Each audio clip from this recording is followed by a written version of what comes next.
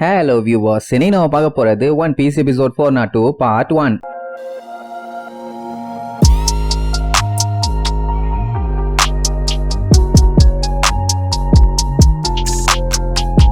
Open பண்ணா அந்த Bartholomew Kumar இருக்கானே, அவன் நம்மால கண்ட மேனிக்கு லேசரை வச்சு அட்டாக் பண்ணுவான். போன டைம் அட்டாக் பண்ண மாதிரிலாம் அந்த பாஸ் யூஸ் பண்ணல. அவன் அட்டாக் பண்ண லூஃபி என்ன பண்ணுவான், அந்த அட்டாக் எல்லாத்துலயுமே ஜம்ப் பண்ணி எஸ்கேப் ஆயிட்டே இருப்பான். இத்தனைக்கும் நம்மால கியர் 2ல இருக்கான். அப்பவுமே நம்மளுக்கு அவன் அட்டாக்ல இருந்து எஸ்கேப் ஆறதுக்கு பயங்கரமா மூச்சு வாங்குது. இதை பார்த்துட்டு இருந்த இவங்க 3 பேர்த்தாலையும் நம்பவே முடியல. ஏன்னா ஒரு டைம் வாயில இருந்து லேசரை வச்சு அட்டாக் பண்றான், இன்னொரு டைம் கையில இருந்து அட்டாக் பண்றான். அந்த பவர் மட்டும் அடிச்சா என்ன ஆகும்னு சொல்லிட்டு இருக்கும் போதே கரெக்டா லூஃபியை வச்சு அட்டாக் பண்ணுவான். அவன் ஜம்ப் பண்ணிடுவான். அதுக்கு பின்னாடி இருந்த இவனுங்க ஐயோ நம்ம மாட்டிட்டமே சொல்லி விழுந்தடிச்சு ஓடுவானுங்க. பட் இருந்தாலுமே கண்ட மேனிக்கு பிளாஸ்ட், பட் ஜஸ்ட் மிஸ்ல எஸ்கேப். அவன் அட்டாக் பண்ணல ஏகப்பட்ட கல்லு திருச்சடிச்சு வந்து விழுமா. இவனு அங்க அங்கன்னு வளைஞ்சு ஓடி ஒரு வழியா சேஃப்டியா ஒரு இடத்துக்குள்ள போய் ஒளிஞ்சுக்குவானுங்க. இப்ப அவன் அட்டாக் பண்றது வந்து சாதாரண பீம் இல்ல, பீம் ஆஃப் லைட். சொல்ல போனா இது ஒரு பயங்கரமான வெப்பன். பின்ன லைட் வெளிச்சத்துல அட்டாக் பண்ணா எவ்வளவு வேகமா இருக்கும், அதோட பவரும் கொஞ்சம் பயங்கரமா தான் இருக்கும். சரி என்ன பண்ணலான்னு கேட்டா உசோப் அப்படியே செத்த மாதிரி நடிக்கலாமா. அதான் இவங்க ஓடி வந்ததை பார்த்துட்டானே, இவங்க செத்த மாதிரி நடிச்சா மட்டும் என்ன விடவா செய்வான். அங்க பார்த்தா அந்த குமா இன்னும் கேப் விடாம அட்டாக் பண்ணிட்டே தான் இருக்கான். ஆனா லூஃபி ஜோரோ சஞ்சி விடுவாங்களா.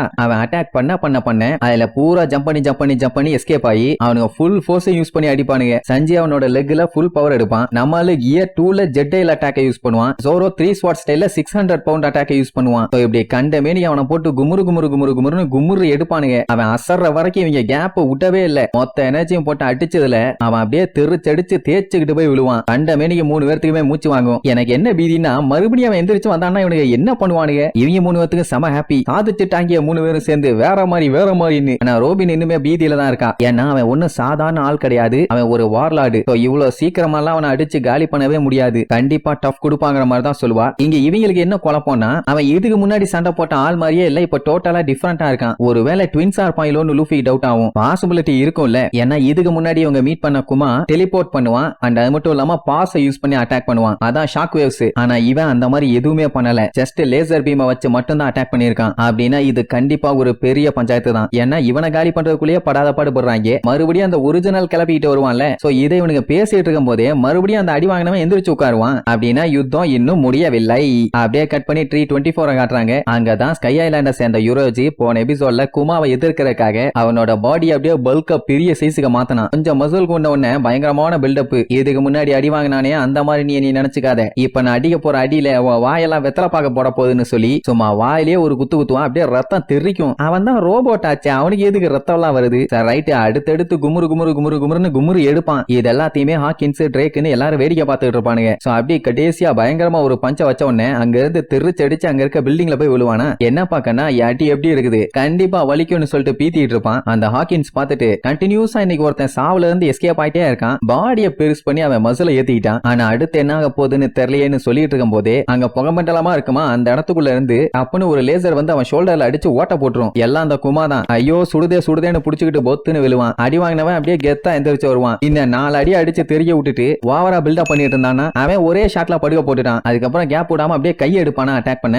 அதை பார்த்துட்டு இந்த ட்ரேக்குக்கெல்லாம் அள்ளு விட்டுரும். ஏன்னா இந்த அட்டாக் கிசருவோட லேசர். அப்புறம் தான் அவனுக்கே புரியுது அந்த வேகா பங்குங்கிற டாக்டர் கிசருவோட அட்டாக் பண்ற எபிலிட்டியை இவனுக்குள்ள ரீகிரியேட் பண்ணி வச்சிருக்கான்னு. அண்ட் அது மட்டும் இல்லாம இவனுங்கெல்லாம் இந்த மாதிரி ஒரு ஸ்டேஜை ரீச் பண்ணிட்டானுங்கன்னு இவன் கொஞ்சம் கூட எதிர்பார்க்கவே இல்ல. சுத்தி வேடிக்கை பார்த்துட்டு இருக்கவனுக்கு தெரிஞ்சு போச்சு இது ஒண்ணு நார்மலான சிச்சுவேஷனே கிடையாதுன்னு. ஏன்னா இப்ப இருக்கிற நிலைமைக்கு எவன் உயிர் போகும் எவன் தப்பிப்பானே சொல்ல முடியாது. ஒண்ணு மட்டும் கன்ஃபார்மா முடிவு பண்ணிட்டானுங்க. 100 மில்லியனா இருந்தாலும் சரி 200 மில்லியனா இருந்தாலும் சரி இந்த வார்லார்டு கிட்டயும் நேவி அட்மிரல் கிட்டயும் எவனும் தப்பிக்க முடியாதுன்னு. அப்ப அந்த கிசரு கூப்பிட்டு என்னப்பா அட்மிரல் ரேக்கு, முன்னாள் அட்மிரல் பின்னால் ரேக்கு, நீ என்ன இங்க சண்டை எல்லாத்தையும் சர்வேலன்ஸ் பண்றதுக்காண்டி வந்தியா? போடா போய் சண்டை போடு. எனக்கு தெரியும் நீ இந்த சண்டையை பார்த்துட்டு விரக்தி ஆயிட்டேன்னு. ஆனா உங்களை மாதிரி பொடுசுங்களுக்கெல்லாம் இந்த மாதிரி சண்டை எல்லாம் செட்டே ஆகாது. நானும் இங்க இருக்கேன் மறந்துடாதீங்கன்னு வேற சொல்லுவான். உடனே 3 பேத்துக்குமே பயங்கரமா ஷாக் ஆகும். ஆமா அந்த டப்பா மாட்டேனே சமாளிக்க முடியல, இவன் வேற சண்டைக்கு இறங்கினா என்ன ஆகும். சரி ரைட்டுன்னு ட்ரேக்கு சண்டைக்கு இறங்குவான். அதுவும் குமா அவனை தான் அடுத்து அட்டாக் பண்ண வருவான். அந்த அவன் குத்த வரும்போது அவன் கையை கேஷுவலா தடுப்பான். ஆனா ட்ரேக்கோட கையை அவன் கை மாதிரி இருக்காது, ஏதோ டைனோசர் கை மாதிரி மாறும். அது மட்டும் இல்லாம அவனை விட அப்படியே பெரிய சைஸுக்கு மாறுவான். கடைசியில என்னடான்னு பார்த்தா நிஜமாவே டைனோசரா தான் மாறி இருக்கான். அந்த அப்போ தூரமா இருந்து பார்த்து என்ஜாய் பண்ணிட்டு இருப்பான். இது ஒரு ரேரான ancient Joan type devil ஃப்ரூட்டோட power. இந்த மாதிரி ஒன்ன இதுக்கு முன்னாடி இவன் பார்த்ததே இல்லையாமா. அவன் தான் டைனோசரா மாறிட்டானே. குமாவோட மண்டைய ஒரே கவுவான். அவன் லேசரை வச்சு கேஷுவலா ஒரே அடி வயித்துல டேமேஜ் ஆகி மறுபடியும் நார்மல் ஆயிருவான். பட் இருந்தாலுமே சிரிப்பான். ஏன்னா இவன் கவுனதுல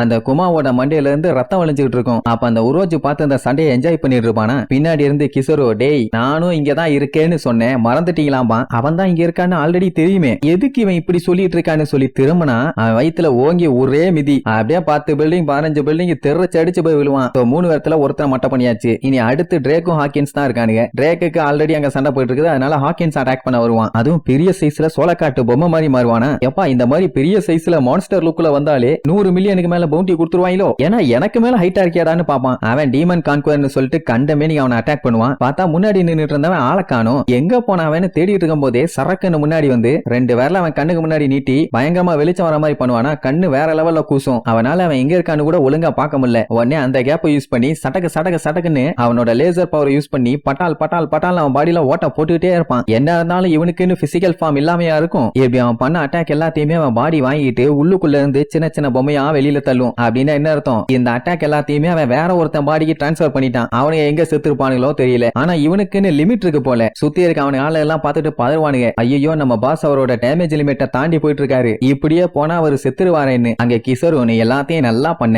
இது வரைக்கும் வந்ததே சூப்பர், இதோட சாவுடாங்கிற மாதிரி சொல்லிட்டு காலை ஓங்கி மிதிக்க போவான். அந்த டைம் பின்னாடி இருந்து டம்முன்னு ஒரு சவுண்ட். அது வேற யாரும் இல்ல, அந்த அப்பு தான். மேல இருந்துகிட்டு மியூசிக் போட ஆரம்பிச்சிருவான். ஏன் அப்படி பண்றான்னு தெரியல. ஆனா ருசிச்சு அல்ல பியானோவா மாத்திடுவான். கைய ட்ரம்பட்டெல்லாம் மாத்தி ஊதிட்டு இருப்பான். வேடிக்கை பார்க்க வந்த நாய் எதுக்கு இந்த வேண்டாத வேலை பார்த்துக்கிட்டு இருக்கான்னு தெரியலையே. யாரா இவன் சண்டையின் நடுவுல சங்கூதிட்டு இருக்கான்னு சொல்லி கேஷுவலா கேக்குறதோட இந்த எபிசோடுக்கு எண்டு கார்டு போட்டு முடிக்கிறாங்க.